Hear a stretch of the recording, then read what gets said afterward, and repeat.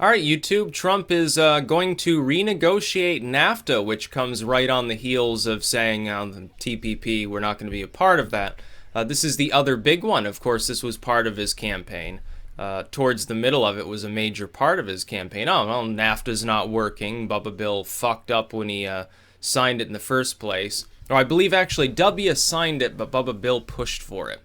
So they're both neocons, so they both supported it naturally. It meant that there would be less jobs for U.S. workers, less of a middle class here, cheaper imports, helps corporations at the expense of the working class. So naturally, people like Bush and Clinton loved it. People like Hillary Clinton as well. She wanted to sign the TPP so badly. It would have done so much incalculable damage to the U.S. economy. It would have made so many people into expendable slaves. It would have just been great for the neocons and neolibs like the Clintons and Bushes. And there's a kitty battle here. Kitty, please be nice to your brother. Yeah, use him as a pillow or something. They're right next to each other because they're both vying for my attention, so there's a little bit of a conflict at the moment. But yeah, Trump is going after NAFTA. And this gives me hope. Because so far, in only a few days of being the president, he's screwed down the ACA so that at the very least those penalties for not having insurance will be gone. That's really, if you want to participate in the ACA, arcane and stupid as it is, at the very least leave people who don't want to be part of it out of it and don't make them pay a penalty. That would be the first major step in reforming it. There are elements to the ACA that make sense. Not a lot of them. They could be encapsulated in a 3-page bill, honestly. But at the same time, that's the most important first start, so that's good. That's victory number one. Victory number two is renegotiating NAFTA. Technically, number three is the TPP. And then number four, actually, I'll speak of later. So he's on a roll right now. Trump is focusing on economic issues and on gun control, repealing it instead of just maintaining it, which is more than any other Republican's done in a long time. So far, it's 4 wins racked up in less than a week. That's pretty good. Notice he has not said one thing about, yeah, we're going to get rid of Planned Parenthood. Yeah, gay will be illegal or anything like that. These people that are worried about moral issues, you're really no different than the Tea Partiers that were worried that Obama was going to force them to have gay marriages or something like that. That is, you're stricken with moral panic. It's just like the Burning Times or anything like that. You're delusional. You've been lied to. You're being used as a pawn by the corporate media. CNN's trying to go after Trump right now, trying to threaten him. See how far it gets them. Locking out the corporate media from the Rose Garden is meaningless. Those are corporations. I can perform the activities of the press the same as they can. All they do is they sit there, ask a few questions, and then analyze them into the ground. Anybody can do that. Any randomly selected individual can do that. As far as NAFTA goes, good riddance to it. Should just get rid of it altogether. But if he's going to renegotiate it to ameliorate the damage, make it something that's actually fair, as opposed to, hey, U.S. firms, why don't you send your factories to some other country and pay people, half the amount of money and then re-import cheaper products so that what little is left of the middle class can enjoy cheaply made, often degraded products for 10% less cost or something like that. It doesn't help anybody. NAFTA never helped anybody in this country, except for a few CEOs. I'm surprised. I'm very surprised that there wasn't more outrage about this, or even the TPP among the Democrats. They're the ones that should have been primarily opposed to it. If they're like, oh, American worker, oh, U.S. unions. Well, there are not going to be a whole lot of positions left to unionize if you keep adding more of these interventionist trade deals. So this is a big victory for Trump. The Hearing Protection Act will be a victory if it goes through, and it probably will. There's no resistance to put up to it. The Democrats can't stop it, which means we're in a position now. We've got a president who, without even being in office in a week, has essentially solidified his 2 main early goals. Focus on jobs and economics, which is great, and focus on apparently repealing some segments of gun control. Even libertarians can get behind that. It doesn't have to be a partisan issue. All these people worried about gun crime. The gun crime epidemic was back in the 90s. If you want to find an epidemic of crime now, you have to go to Chicago or someplace like that, and they've all got heavy-handed gun control. So it doesn't make any difference. It's a dead issue. Most people in this country are against any more gun control.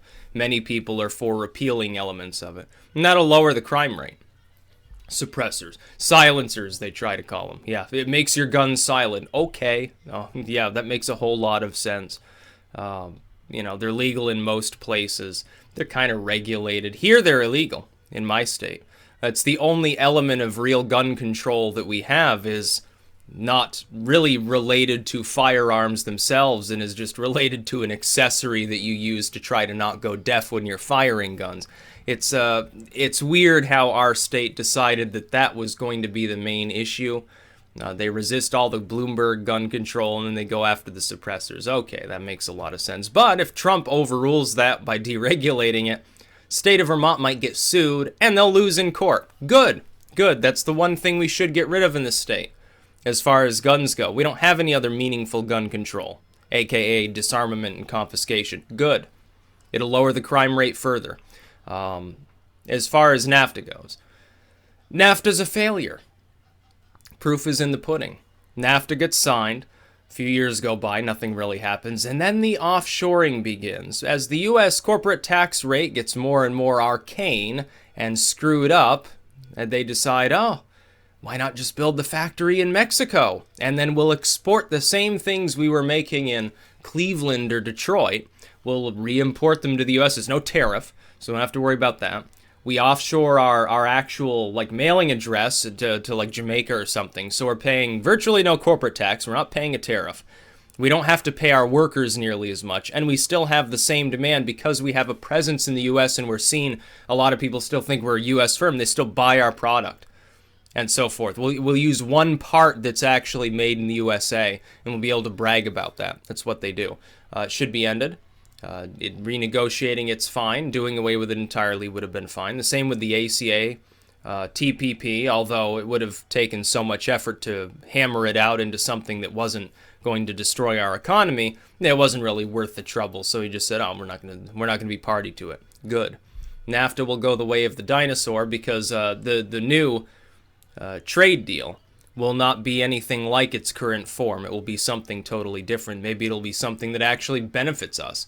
We should be trying to structure these deals in such a way that the whole continent is economically strengthened and gains leverage over other parts of the world like Asia or places in Africa or something. Instead, they decided they were just going to denigrate jobs here, strengthen Mexican manufacturing and Canadian energy at the expense of the U.S. so they could re-import things for a dying middle class and upper middle class. It was a retarded idea. It looked good on paper. Oh, we'll lower costs. They didn't even think about the job loss involved. They didn't think of how corporations might misuse its wording, which they proceeded to do to destroy hundreds of thousands of U.S. Positions in employment, especially with regards to manufacturing. We're talking, the union-level jobs that you typically get. They get all sorts of screwed up. So good on Trump. He's doing remarkably well. He hasn't even been president for a week. And other than the fact that millions of people think that the TPP was like a women's rights issue, nobody else appears to be really complaining. This is a fringe of loonies that are complaining. It's like the Tea Party when they reared their ugly head. Obama gets elected. They're like, oh, socialist Kenyan and stuff like that. You look exactly the same to me. You're doing the same things. You're saying the same buzzwords. You're going off kilter and acting like a bunch of fucking morons. Yeah, you'll probably gain some leverage in Congress. You'll end up, by the way, harming the Democratic Party in the process. You watch. That's what appears to be preparing to happen. I almost wonder sometimes if Soros, who's involved with all this, he's like partners with most of the organizers. I'm almost wondering if he's not like a double agent or something, just seeking to make the left look so tyrannical and so bad. Because somebody who's that rich and obviously skilled in propaganda, he can't possibly be dumb enough to think that this will lead to long-term success. I find it impossible. I think almost, maybe he's like a total moral traditionalist at heart. And he's like the opposite of Ann Coulter. Ann Coulter is a leftist who pretends to be right-wing. Let's face it, she satirizes the right wing and people take her seriously. The things she says are so off the wall, they're obviously satirical. I hold to that belief. I think that she's a liberal. I don't think she's a traditionalist at all. In fact, I think she might be very well a transvestite. Think about that what you may. But Soros might be the opposite. Maybe he just goes whole hog over the left-wing loony bin to be like the Lord of the Loonies. And he's actually doing it because he's a traditionalist, hates the far left for some reason, and wants to destroy it from within. Maybe he's the most successful saboteur of all time or something like that. You saw what happened with Pussy Riot. Of course, he stopped giving them money the second that they started wanting to organize in his glorious land of Zion, so to speak. So that was pretty funny. Now, NAFTA getting ripped apart and renegotiated will be great for this country. Oh, you're about to see the economy begin growing again. I mean real growth. I don't mean, oh, well, we grew by 10 jobs this month. Great success. Yeah, who fucking cares? They're all low-wage jobs anyway. We need more solid jobs. We need to grow the middle class, preferably. We need many people to be between working class and upper middle class, and stop fixating on trying to either mollycoddle the rich or throw welfare crumbs to the very poor, many of whom wouldn't be very poor if they had middle class jobs to actually take. To the point where, like, you look at the want ads here. There are no middle class jobs available unless you happen to be in dentistry or nursing. Unless you're a nurse or a dentist, you're taking a working class job. Hopefully you've already got higher class employment if you have the skills to do so. Otherwise, you know what you're doing? You're working in retail, essentially. If you're lucky, you're going to work as an auto mechanic and you'll make $14, $15 an hour. That's pretty good, working class wage.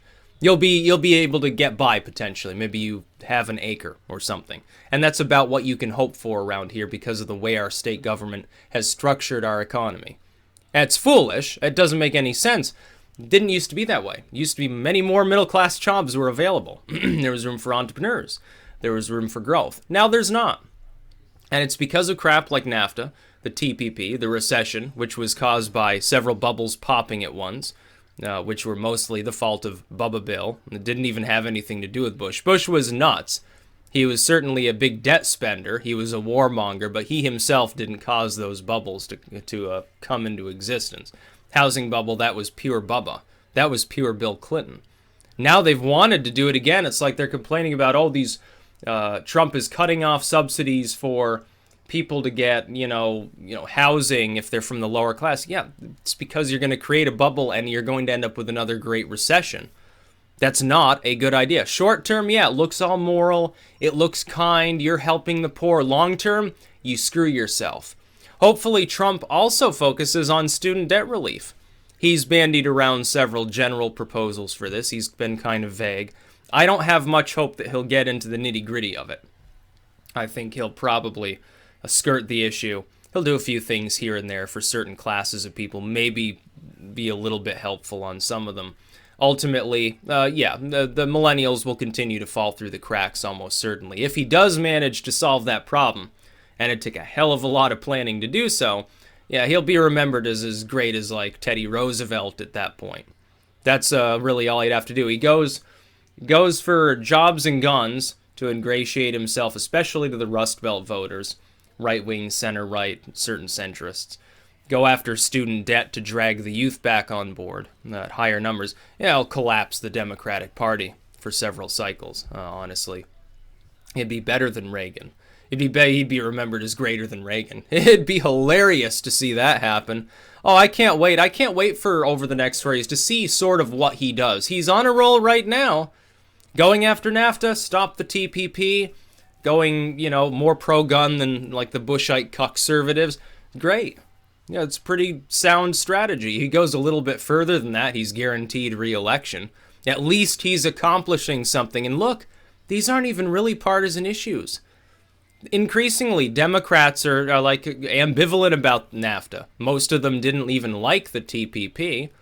The ACA, he went from we're going to just fucking get rid of this and, just re-inject competition to saying we're going to build a new healthcare system. Don't worry, we won't let the poor slip through the cracks. He just gets rid of the fine involved, then the system might still be expensive, it might still be arcane, but at the very least, if you don't want to be part of that system, you're not paying a penalty. So who fucking cares?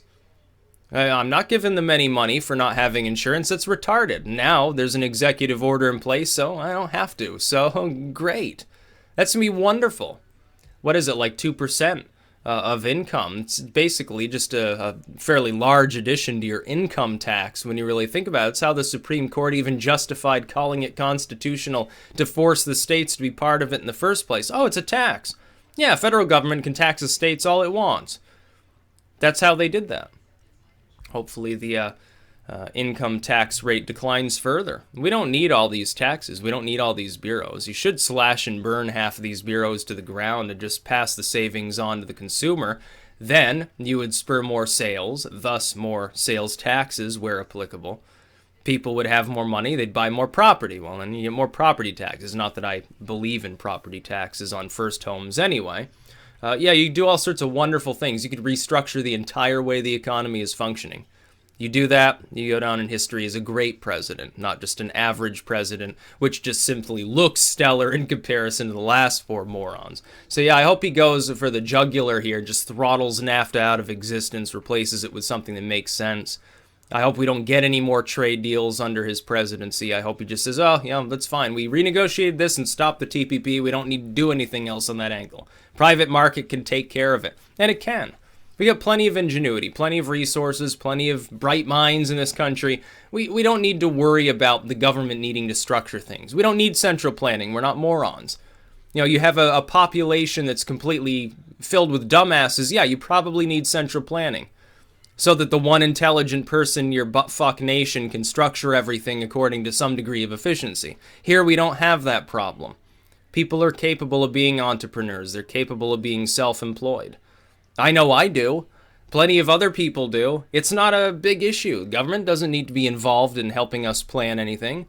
Government is usually too inept to do so. Look at how the bureaus function. So good on Trump. Another great victory. That's about all. Peace out.